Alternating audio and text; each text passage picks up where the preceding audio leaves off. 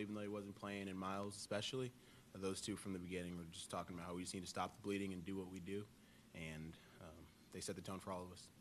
Defensively, there's been some challenges again in this, a little bit of a skid you had to hold Utah to 103. What did you like most about how you guys were defending tonight, and what do you think was kind of the key areas to limiting their offense? The big thing was just the connectivity. Gave up some easy ones early on back doors, and those were the ones we really wanted to limit. Honestly, our thing was just keeping them in front of us and making them shoot over us and shoot the shots that we wanted them to shoot. We did that for the most part. Aside from a few back doors, a lot of free throws in the third quarter especially. But for the most part, we stuck to the game plan.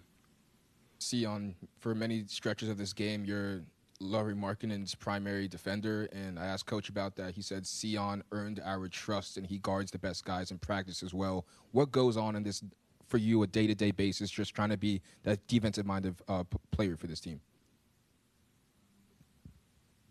Great answer for that. Honestly, it's just do and being who I am.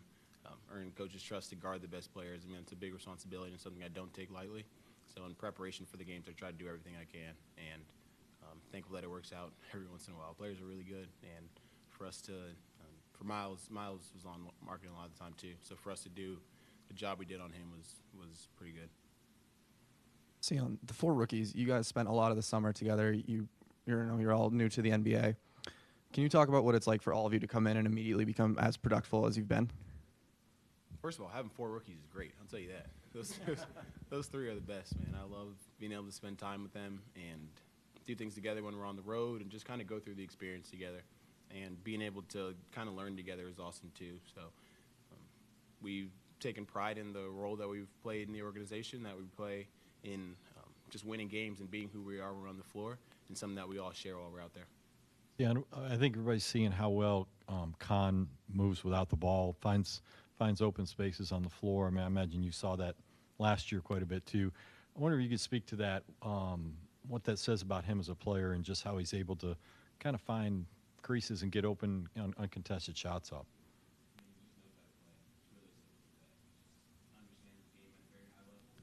As well, and works to that as well as anybody.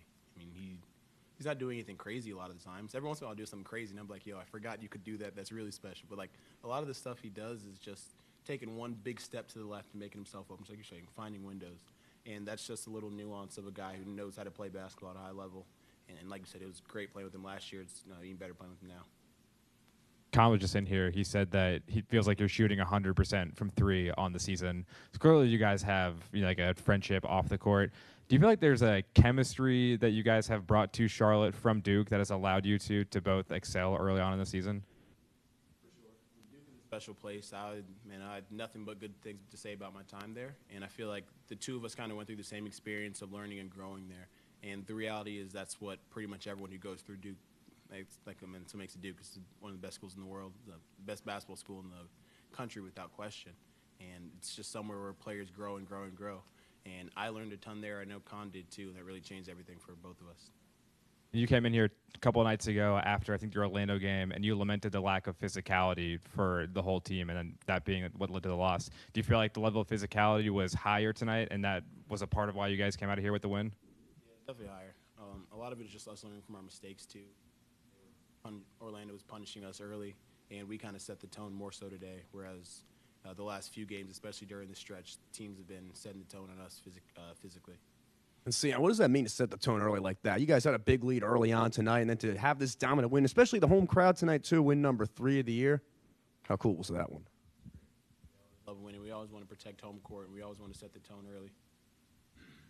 A lot of this setting the tone is just doing what we're supposed to do. It doesn't always have to be making flashy plays, though that does happen every now and again. But a lot of times it's just boxing out when we're supposed to, or going to the basket strong and finishing in the paint when we're supposed to. Those are the things that really set the tone and that put defense on our heels.